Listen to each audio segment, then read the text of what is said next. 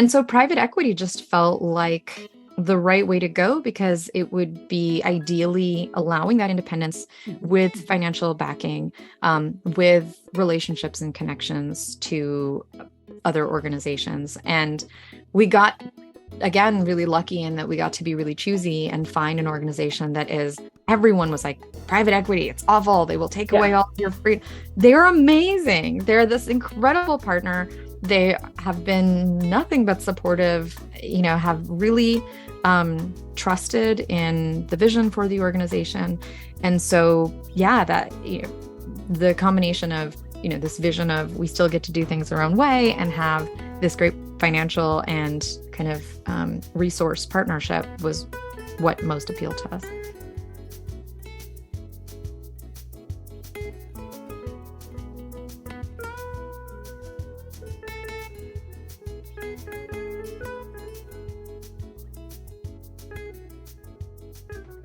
Well, Tania, it is so nice to meet you. I am excited to share a bit about your path, your journey, and the creation of your business, LifeLabs Learning, and then, of course, the sale of your business.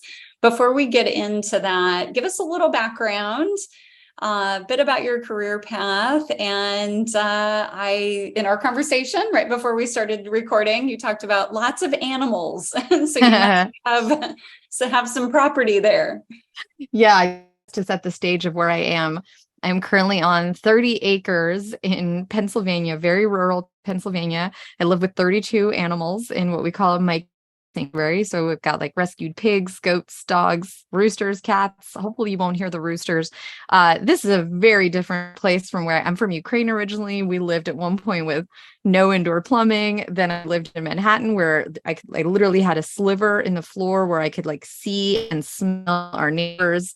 I mean, it was a very different experience from where I am now. So that's been amazing. But yeah, I guess to dive into, I'm really bad at I feel like my story isn't a linear path, but I will try to turn it into something that sounds kind of logical. Probably the most relevant experience is I studied psychology and specifically became really passionate about organizational psychology. So what does it take to essentially be fulfilled and happy in the workplace? How can we use the workplace as this microcosm of life to learn new skills, to develop these meaningful relationships, to feel a sense of fulfillment, do good things in the world? So I was really into psychology. I was really into the workplace. I read this book, Rich Dad, Poor Dad, when I was a teenager. And so I also got kind of curious about making money. I went to this convention when I was a teenager that was all about like, what do wealthy people do? And, how do you save money on your taxes? And I was a teen at the time coming from a third world country. So it was sort of like, amazing. What is this money thing? So there's sort of like fascination with me in kind of a, wow, this like a thing you never had. What is this thing? How do you turn it into a thing you can, have some control over? Deep fascination with psychology, love of the workplace. So those were kind of the three things that were percolating in my life. And I was about to start a PhD in positive organizational psychology, which is organizational psychology with this twist of kind of flourishing in the workplace. And then I got a grant for this business idea that my sister and I had at the time called Surprise Industries, which is this idea of organizing surprises for people. So you show up and you don't know what you're going to be doing until you get there. That's cool. So I'm like, have this academic path all planned out. And then we get $10,000. And my brain, $10,000 was like $10 million. I was like, how can I turn down $10,000? And so I dropped the academic path, started a business instead, continued doing research, continued teaching psychology, but just fell in love with running businesses, building businesses. And then through Surprise Industries, met Leanne Renninger, who was my co-founder at LifeLabs Learning. And I could dive more into that if you'd like, but that was kind of the winding path that got me to LifeLabs.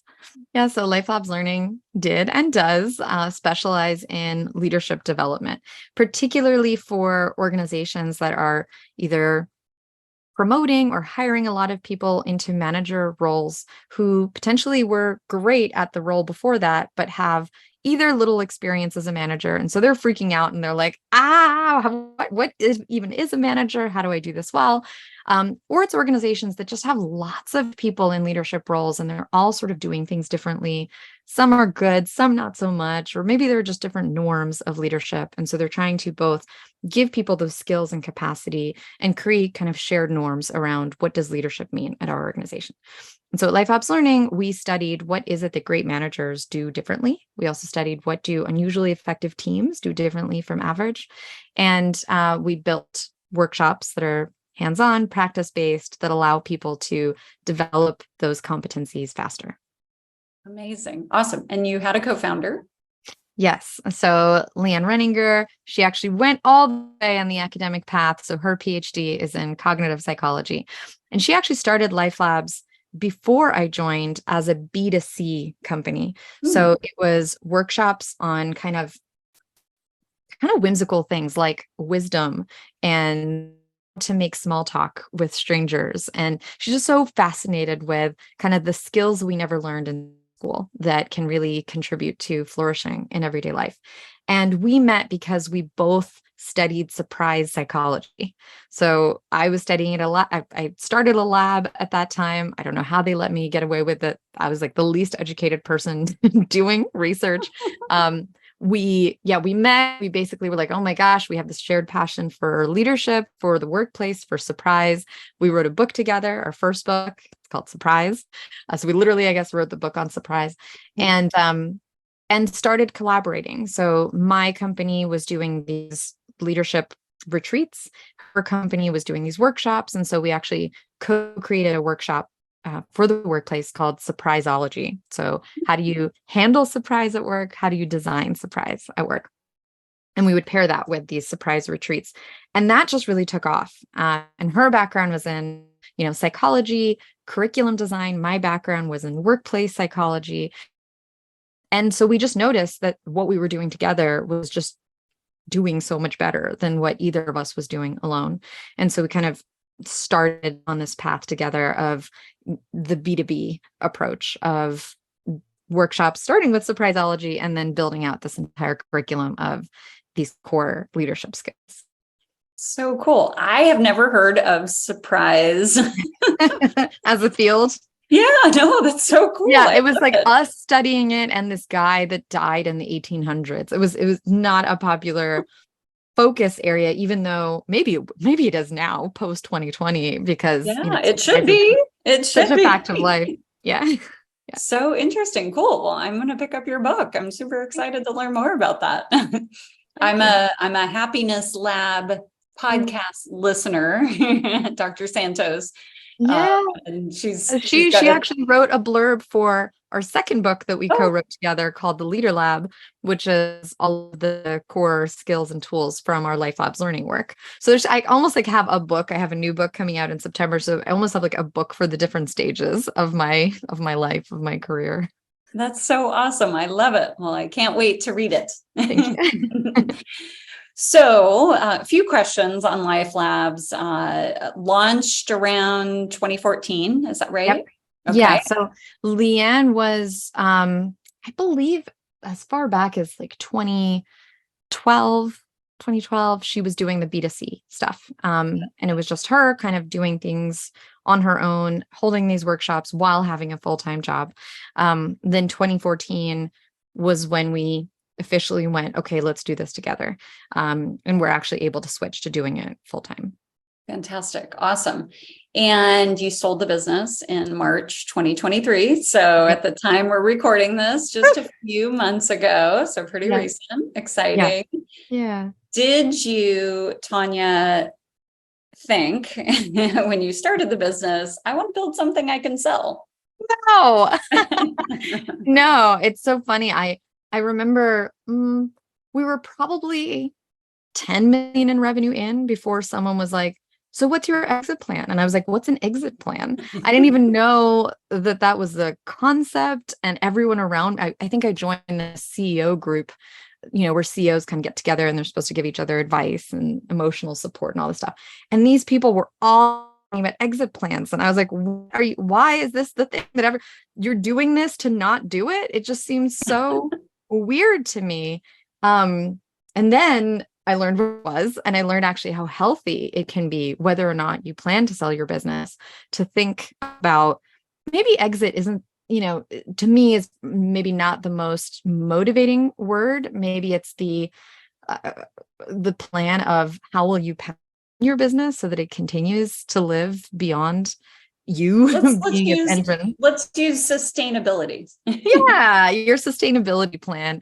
I don't know, both. I think it's both. Certainly exit is a really nice, healthy visual of when you are not there, what's going to be happening. We just loved it. We were so excited about it. We never thought about the word exit. It just seemed not like the most motivating thing, but actually thinking about it was incredibly healthy. Even before we made a decision to plan, we started thinking about how would it look if we weren't the ones running the business, just to your point, from a sustainability perspective. So, we sold it after 8 years, and probably 3 to 4 years in was when we actually started thinking, not about selling it. We started thinking about selling it 1 year before we sold it. But we started thinking about, okay, let's build this thing to outlast us being here. The biggest factor was this feeling of we are no longer the best people to be in this business. And it always felt to us really important that everyone who is in a role should be the best or close best person for that role. And for both of us at that time, because of our skills or passions or energy, it just didn't feel like, yes, we are the absolute best people right now. So that was really the thing that kind of unlocked the conversation for us.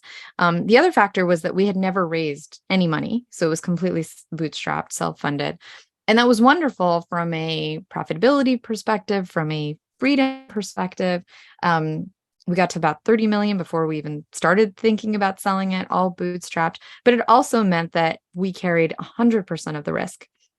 And as an organization, it really felt like, you know what, if we're going to keep growing this, we need to be willing to not just think of profit. We need to be willing to invest ahead of where we are right now. We need partnerships. We need relationships beyond what we currently have. We need technology expertise beyond what we currently have. And so it felt like it was also just very healthy for the business to get to a place where we could have that partnership we went the private equity route. And then finally, it was an opportunity for a bunch of people. Every single person there made money. And so that was just really exciting. And we had gone through a rough 2020 and 2021. And so this was an opportunity to be like, let's see some of that payoff. That's fantastic. How many employees did you have when you sold the company? So we were at about 150 employees. Quite a business you built. That is incredible. Number one, I mean, truly, that is the 1% of women-owned businesses, honestly. I mean, is that right? 1%? Oh, seriously, yes.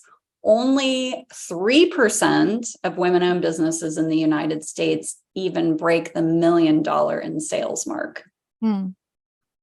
Pretty incredible. So yeah, maybe it helped that we didn't know what we were doing. So for me, I was in these rooms. I remember, again, being in that CEO group, everyone's talking about their exit plans. Everyone's talking about their revenue. And I was like, okay, well, I want to be at least at that next year. And so I was kind of clueless about what's normal, what's statistically average. I was just like, well, they can do it. We should probably go ahead and do that, right? Absolutely. That's incredible. Congratulations. Amazing. I should be very clear. Amazing amount of luck. I mean, I think it's like 80% timing, 10% luck, 10% skill, just all meeting at the same exact time. So, I'm gonna challenge you on that, Tanya. Well, and I'm certainly not diminishing the skill and effort and passion that went into it. I think everyone's success is probably 80% timing and luck. It's just that I think that that's the way it is. If I look at my last company, we were not nearly as successful, on paper, and we did all of the things, all of the same. Of course, I learned so much, but there was so much that we did. I mean, you were working with Reddit and GoPro and Slack and Sony. I mean, big, big companies. That's absolutely incredible. Yeah. But again, we lucked out. Some of our first clients were Etsy, Warby Parker, Squarespace. They were tiny companies at the time, and they were just starting to promote a bunch of managers. And so we were there at the right time, the right place, because they didn't want kind of the traditional approaches to manager training. We had something a little bit more playful, more research backed because of the psychology background. And so they were some clients, and that built our reputation, that built our client base. And again, great skills, great effort, great fun, but really good timing. Amazing. So why the private equity route? We considered a few different options. The first one we actually looked into was being an employee-owned company. And what we realized is that sounds really good in practice, but would actually lead to people making less money than they were already making, because we'd always been doing a profit share program pretty much since day one, or maybe not day one, but like by year 2, we were doing a profit share program. And so we're like, well, this actually leads to less money for everybody if we go in this direction, and not actually more control, because it is already very much a shared power workplace, which is my third book is about, actually. It's called Lead Together, coming out in September of 2023. So that didn't seem, that emotionally felt like the right path, but financially didn't seem like the best path. We flirted a little bit with the strategic path, which is, being acquired by a large organization. But LifeLabs Learning, one of the things we felt most strongly about was our culture. We did things, and still they do things in quite unusual ways. Again, there's a lot of sharing power. There's a lot of non-typical approaches to, for example, we didn't have salespeople up until about a year ago. Now they're experimenting with it. There's no commission structure. There's transparent pay, and there's no pay for performance. So everyone in the same role gets the same exact compensation. It's completely transparent. So all these things were being absorbed by another organization. We were just like, it doesn't feel right for these systems we built that we really believe got us, along with really good timing, to where we got. And so private equity just felt like the right way to go, because it would be ideally allowing that independence with financial backing, with relationships and connections to other organizations. And we got, again, really lucky in that we got to be really choosy and find an organization that is, everyone was like, private equity, it's awful. They will take away all your freedom. They're amazing. They're this incredible partner. They have been nothing but supportive, have really trusted in the vision for the organization. And so, that, the combination of, this vision of we still get to do things our own way and have this great financial and kind of resource partnership was what most appealed to us. Can you share any of the lessons learned through that process? Things that perhaps you're like, this was great, glad we did it this way, or I would consider something different next time. You mean specifically selling the business? Correct. Oh my gosh. The first thing that I wish I would have known is we had been on a cash accounting system. And private equity, and I don't know about other ways of selling, this sounds so small, but it took us like half a year to switch over to GAAP accounting methods and accrual. And so oh my gosh, it was so painful. And then we needed to get all of our finances audited, and hired this accountant who seemed great, and then just stopped responding to our emails. And I was so relaxed about it. I was like, no problem. Get back to us when you can. Big mistake. They say like time kills all deals. So it was so true, because we almost sold the business the year prior, but we didn't get there quickly enough with getting all of our financials in place. And all of a sudden we got to a place where investors stopped investing because the economy was sort of shaken up. And so all of these deals we had fell through, which maybe is great because the partner we ended up having was just phenomenal and absolutely perfect. But we did sell it for less than we planned, which is a bummer because, again, everyone could have made more. I don't know. I feel really, really good with the partner we have. And so ultimately it's great, but it would have been nice to have that option. And so GAAP accounting, accrual, get your financials audited. And truly, this whole time kills all deals. I rolled my eyes every time I heard it. And it is so true. You just want to give yourself that option of being ready when the opportunity comes. And so project managing the heck out of timelines and really being explicit with any legal counsel, with any, accountants you have, to just say, what is the tightest timeline we can achieve? And if you're noticing, I would say even once those commitments aren't met, then find someone else who is going to take those timelines seriously. So that's kind of a boring lesson in the sense that it's about the paperwork, but oh my goodness, was that important. Similarly, about the paperwork, just already today, even if you're nowhere near selling your business, take a look at your Google Drive, wherever you store your documents, clean that mess up, label everything as cleanly as you can, because the due diligence process, this is a thing we were quite good at, and I'm so thankful for. But even we weren't as good as we needed to be. The due diligence process can be very, very lengthy.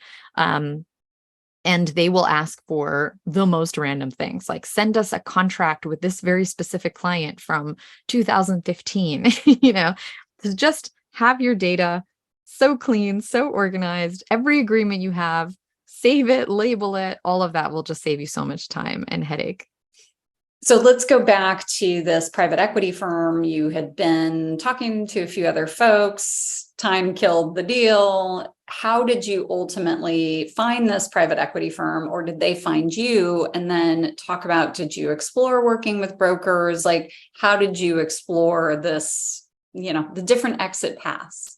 We did. We worked with Jefferies. We interviewed a bunch of other bankers. There were some really lovely people out there. Jefferies just checked all the boxes for us in terms of having industry expertise. Felt like they really got us. They understood our brand. They understood our story. They had really good relationships. And so when it came time to go, okay, let's explore this. And we were never, not even until the final moment, desperate or decided that we would sell. We always said, we'll only do this if it's the right thing for the organization, the right thing for the team. That was really important to us. We felt like if we sacrificed either of those, organizational health or team experience, it just wouldn't be the right decision for us. And so they really supported us in that. And that was important to us. So they introduced us to many different organizations. We sort of created a short list of who was willing to go further, put together a proposal. So that was the first time around, and then things fell apart. And then we were going to restart the process, but there was one PE firm that we just loved, and we developed a good relationship. We wanted to work with them and collaborate with them, even if a deal didn't go through. And so instead of restarting the process, we said, hey, can we talk? And they were like, yes. And so we actually just did a process with them only and completed due diligence with them only, rather than starting all over again. And how did your employees react? And how did you communicate with them? Yeah, I mean, people were super happy. One thing that I also regret is that we never thought we were going to sell. And so we never put a good system in place to share equity. We'd always done profit share. But when we started going, okay, maybe we should sell, we put together these phantom stock agreements. If we had had more time, there could have been more options to explore. Like a management incentive plan is something that we learned about and explored. Anyway, we didn't have time for that. So we put together this phantom stock agreement. And when we did that, which was about 1.5 years before selling, we said, hey, look, this might happen. We can't share the details because there are all these non-disclosure agreements, and we don't know if it's going to happen. We don't know when it's going to happen. We don't know how much it's going to happen for, but we want to make sure that if we sell, that everyone benefits, and that you are as informed as possible. And we also committed that in looking for an investor, we wouldn't sacrifice our values or our commitment to the team. Yeah. And so everyone was sort of like knew that something might be happening at some point. And then when it happened, I mean, I think I was chair at that point. I was no longer in the CEO role, so I didn't get a chance to see, firsthand what everyone's experience was like. But I really heard overwhelmingly positive things. It helps when everyone gets a bunch of money out of it. And it helps that the PE company that acquired us, they recorded a little video. They showed up to a team meeting. They really shared their commitment to not messing with the team, not messing with, we were already very profitable. So there was no concern about them coming in and like cutting expenses. If anything, they were like, you should be spending more money. And so we did a lot of education around what private equity is, how the decision was made, that kind of stuff. So really, really positive overall. Yeah, again, if I had a do-over, we would have been thinking about it much earlier, talking about it much earlier, and set things up so it's more of a tax advantage for everyone involved because it wasn't equity. It ended up being ordinary income, which again, you don't think about these things if you don't think about an exit plan, but would have been great. Just people would have made a little bit more from a tax perspective. You signed the deal. You and your partner signed the deal. How did you feel the next day? Man, I think that next day, this is super weird, but I think I felt sad the next day, which is not what I expected to feel. I thought I would be like over the moon. I felt sad, and I still can't quite I don't know why. I don't know if I can analyze myself. Maybe just the end of the journey, maybe this feeling of like, okay, that's it. There's no bigger deal. There's no bigger opportunity. So that was the first set of emotions, was this sort of like, yeah, like quiet sadness. And then probably some of the sadness also came from people being like, aren't you just the most happiest, excitedest ever? And I was like, oh, it should be, right? I should be. Guilt. Not yet. Yeah. Not yet. And then I was just like panicking about having more money than I ever had. Again, I grew up dirt poor, like literally dirt. We lived in a homeless shelter at one point. So for my brain, I was like, oh, what do I do? What's the best thing to do with this money? Who do I donate it to? I started a nonprofit instantly. So there was sort of class stuff. There was money stuff. There was like end of an era stuff. So weirdly, that first month, I was sort of enveloped in unexpectedly challenging emotions. And then actually little by little, the sort of the joy and the lightness and the giddiness of it started to emerge. And your partner, how was the process for her?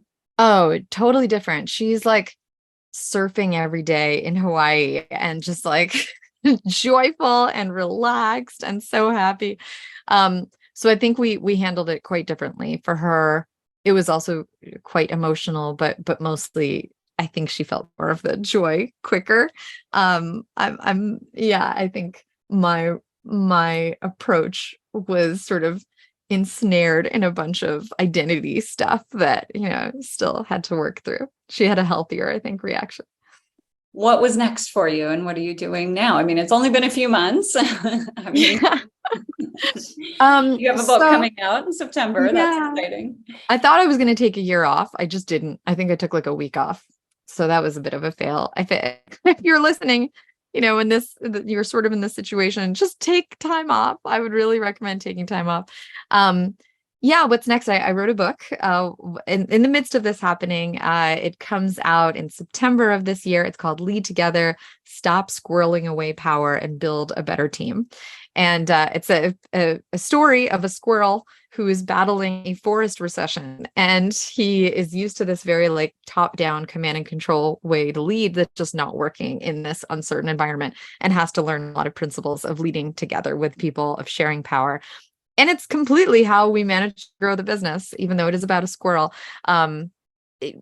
grounded in psychology around power, and the squirrel's lessons learned are very much my lesson in growing this business. And I have a nonprofit called Scarlet Spark, and we do leadership development for organizations that are in some way doing work in animal protection or climate. And so that has been incredibly amazing, other than the fact that I haven't done enough to rest. I get to really deeply focus on my passions and my values. And even though I loved what we were doing at LifeLabs Learning, I didn't get a chance to pursue that animal love piece of my heart. And I get to do that now and build another business, which apparently I can't stop doing. Amazing. Well, I'm super excited to see what you do next, Tania, and to pick up your third book, right? Yeah, third book. Okay. And your other two. I'm excited to learn. You can start from the most recent one and work backwards if you like what you read. Okay, perfect. I will do that. Amazing. Well, thank you so much for sharing your story with us. I really, really appreciate it. I learned a lot. Thank you, Felina. Thank you for doing what we do. And thank you to everyone who's watching for all the good that you're putting out into the world.